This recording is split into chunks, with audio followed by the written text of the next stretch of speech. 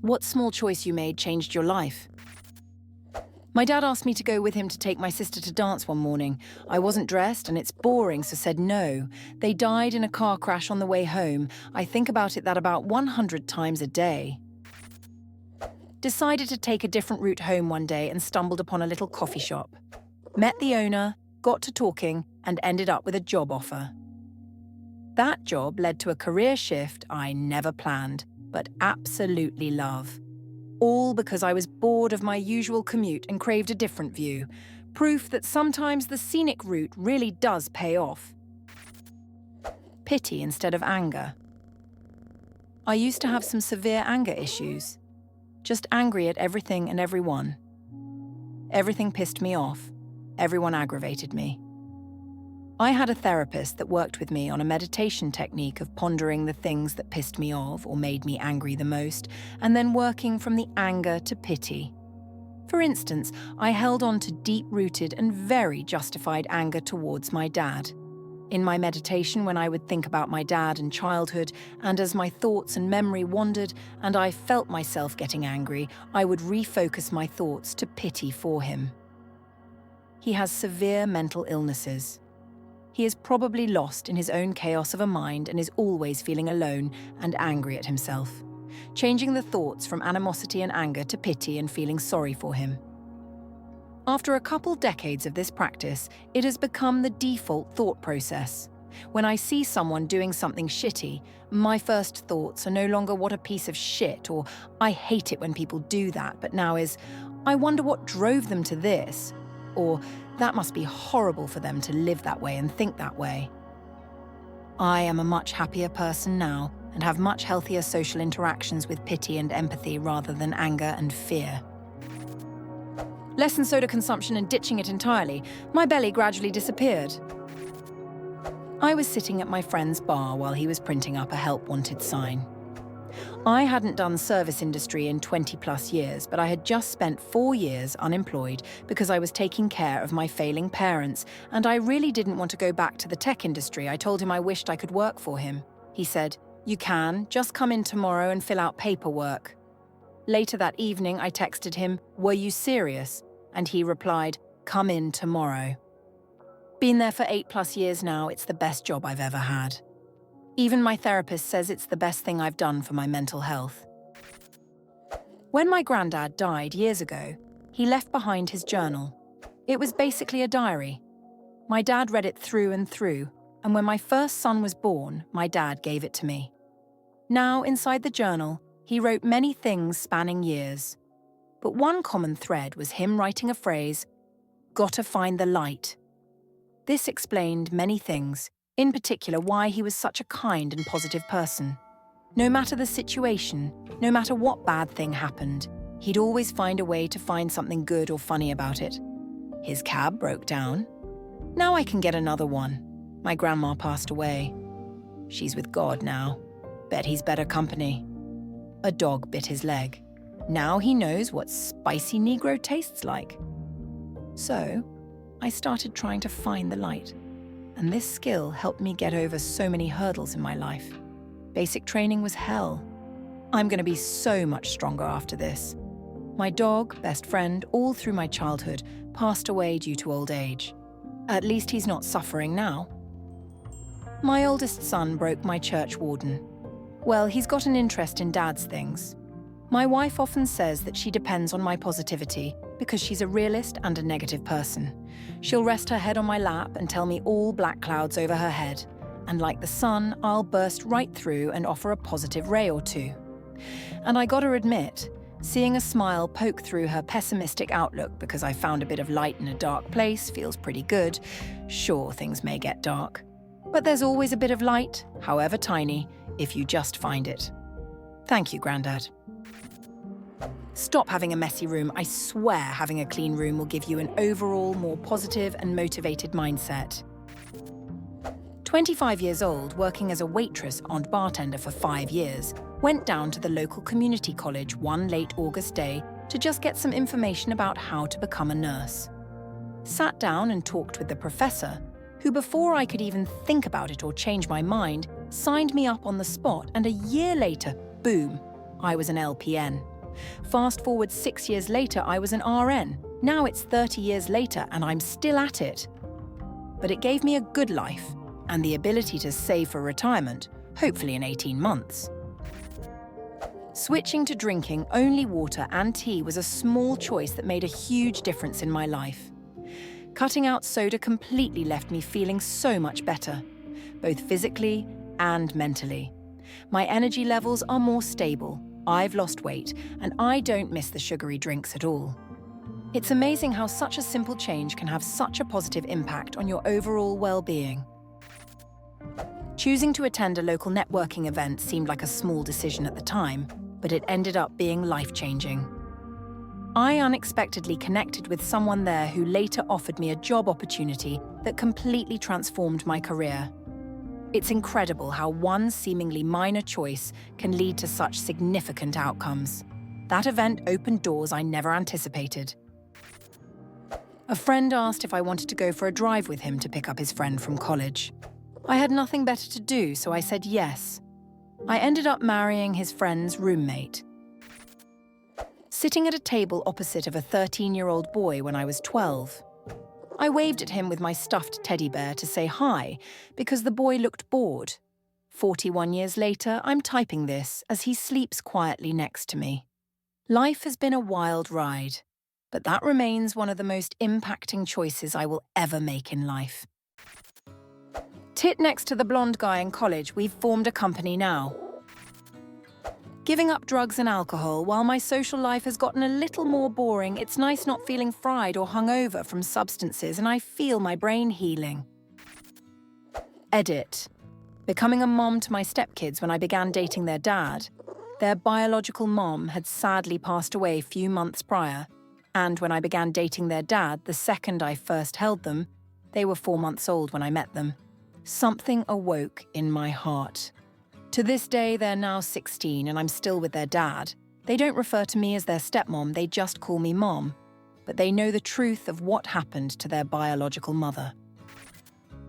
I was engaged at 24, we called it off a mutual decision. She went on to eventually marry and have 2 kids and raised a beautiful family. I moved out of state, worked for 3 beverage companies that all ended up getting bought. Not retirement money, but allowed me to travel, live in full amenity lofts in downtowns and go to every concert festival I wanted. I realized I wasn't the family person and glad we didn't get in a situation that would have been detrimental to everyone, especially if we got married and had kids. Less people-pleasing. It was hard but worth the effort. I agreed to help score a cricket match just after COVID because I was going crazy stuck in my house. I was terrible at it, but came back the next week anyway. Now I have a whole new group of people who are fun and supportive and challenge me to do more and better things. I was in such a dark place before, and now I have a whole future and a big group of friends. It sounds so silly, but just saying yes to that one thing got me out of a rut and back on a beautiful path.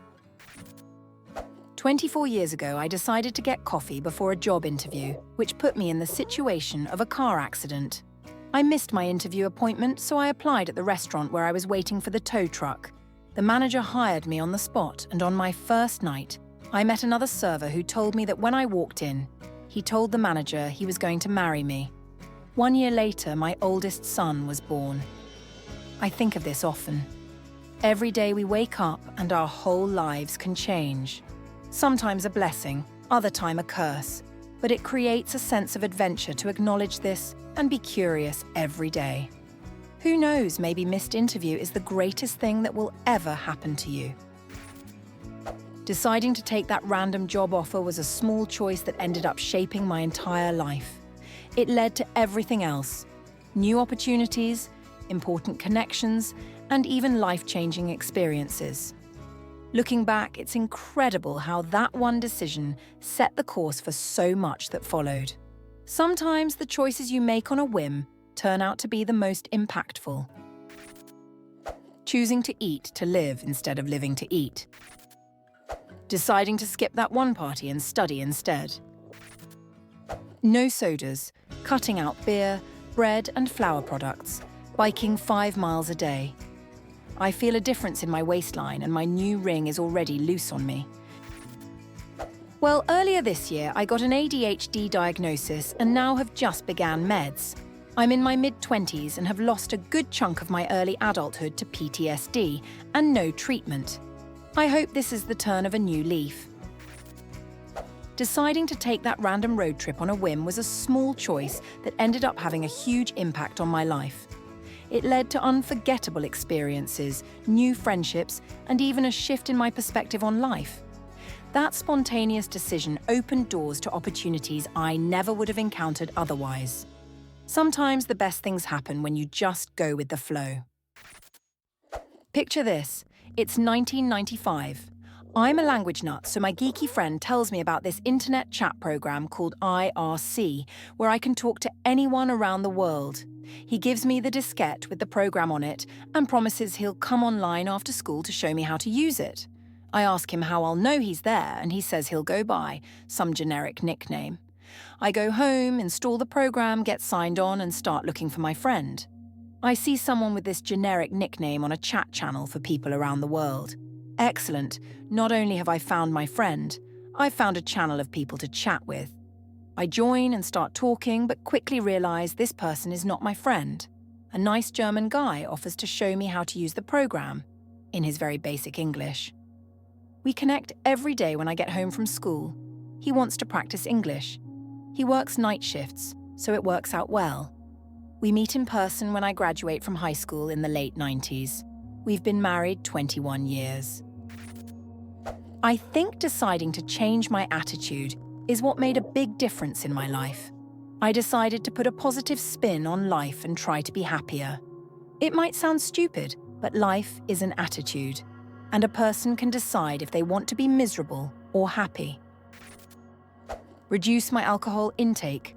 I always drink water at a bar and can still have a great night. Stay hydrated the whole night and can get home sober and safe. The best part is I can remember the night and how fun it was. I don't know how small of a choice, but I was standing in a room full of people and looked through the door. And like tunnel vision, I saw my future wife. I didn't know her. She was a little blonde, just looking at me stirring her drink in a black dress. That was in February. We were married in July, and we are still going 28 years strong. As the doctors have told us, she has maybe 23 months left. Cancer is a horrible thing. I don't regret a minute of our lives together. Stop caring what people think so much. Everyone's going to have an opinion of you, and you can't please everyone. Saying one thing when talking with my friend while severely tired, due to which we ended up confessing to each other and starting dating. Said friend has been an absolutely fantastic GF, and I would not trade the world for her. Alternatively, me deciding to send her a message that led to us starting talking and eventually dating. I was backpacking through South America when I met two girls from Germany. Originally, I had planned to visit Machu Picchu and then stay in Cusco for 4 days. In the bus to Machu Picchu, I met them and really clicked with one of them. When I heard they were going straight to Lima, I said, "Oh yeah, I was planning on leaving the same day." We all booked tickets together and got to keep hanging out. 9 years older, we are married and have 2 kids. September 20th, 1980. Sunday morning in Pennsylvania. Bored, went to store and did an impulse buy of the Sunday New York Times. There was a 4x5 want ad that screamed I was qualified. I prepared a resume, sent it in. Took train to NYC for interview, not expecting much as I was in no way near a NYC-type person. Offered the job on that first interview. Doubled my then salary. I lied about how much I was making. Retired 26 years later. All because of one boring Sunday. Quit smoking cigarettes. No regrets. I used to go to an alternative high school away from all the friends I grew up with. I was also working a part-time construction job while going to school. One day we got rained out on the job site and I got off work early. I was near my old high school and decided to swing by and say hi to my friends during lunch. One of the school principals noticed me and asked what I was doing there. I was not allowed on school grounds since I was no longer a student and was asked to leave. I made up this BS story about how I was really there to transfer back to that school and they said, "Oh, you need to speak to counsellor so-and-so," and left me alone. Anyways, lunch ends. I said bye to my friends and head over to the vending machines to grab a pop on my way out.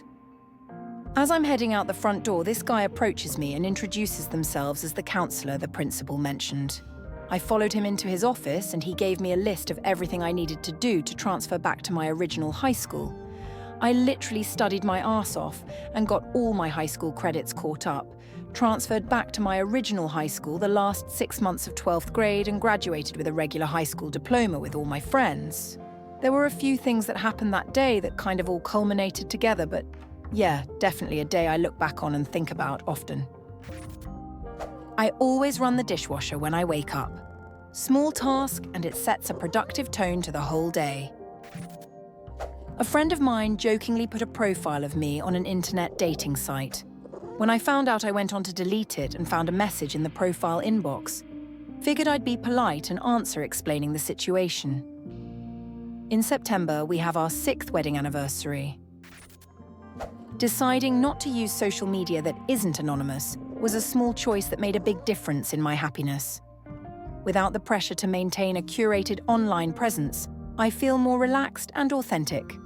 It's been freeing to avoid the comparisons and drama that often come with traditional social media, and I am much happier focusing on real-life connections and anonymous interactions instead. Downloading an app called Lose It to track calories right before COVID hit went from 216 to 177 pounds in about a year. Giving up alcohol. 3 years sober and my mental health has completely transformed. Choosing to start sleeping early and waking up early was a small change that transformed my life. By getting a full night's rest and starting my day earlier, I've noticed a significant boost in both my health and productivity.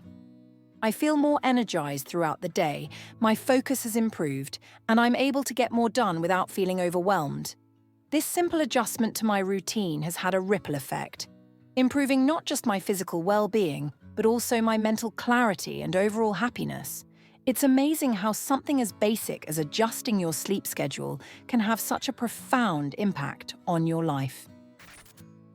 Stopping drinking alcohol was a small decision that had a huge impact on my life. Without it, I feel clearer, more focused, and my overall health has improved significantly. I have more energy, better sleep, and I'm more present in my relationships and daily activities. The benefits of this choice have been far-reaching, and I'm so much happier and healthier because of it. I skipped a meal because I was super busy at work. When I finally did eat, I realized it had been 16 hours since my last meal. I felt great that day and decided to do it again the next day. On the 3rd day, I realized that my clothing were a bit loose. I had dropped 3 pounds by skipping one meal. From that point on, I kept on with intermittent fasting. I have dropped 22 pounds in 5 weeks. A different parking spot. One night in 2020, I had just gotten home from the gym and parked in my usual spot in front of my house. But as I was about to turn off the car, something caught my eye. A small fawn darted across the road and disappeared into the ditch. It was strange because we don't usually see deer around our property, and it was late in the season for such a young fawn. I considered backing into my regular spot but suddenly felt too exhausted to bother. So I threw the car into park and went inside to get my daughter ready for bed. The next day, a Monday, I was home with my daughter, enjoying some time in the garden while she played in the sprinkler. I walked inside for a moment and happened to glance at the TV, which was tuned to the local news. The weatherman was warning about severe weather, 90-mile-per-hour winds headed our way. I looked outside and saw the sky had turned a dark, ominous colour, and a massive wall of clouds was rolling towards us. I rushed to get my daughter and secure the yard, but we could feel the wind picking up. As we headed to the basement, we heard a loud crack, and it felt like the whole house shook. We rode out the storm in the basement, listening to the wind howl outside. When it finally calmed, I went upstairs to check the damage. The massive maple tree next to our house had fallen, blocking the front entrance. I ran outside expecting to see my car crushed under the tree. But somehow it was untouched. The tree had just missed it by a few feet. It hadn't damaged our old boat or the porch either, just taking out an old yew bush I'd never liked. That moment made me realize how close we'd come to disaster. If I had parked in my usual spot, my car would have been totaled. If the tree had fallen a little to the left, we might not have been so lucky. It reminded me of the unpredictable nature of life and how things often unfold as they should. I'm filled with gratitude for that small, seemingly insignificant decision to park a little differently that night. It may have saved us from something far worse. Go to a doctor really early. I was diagnosed with a cancer.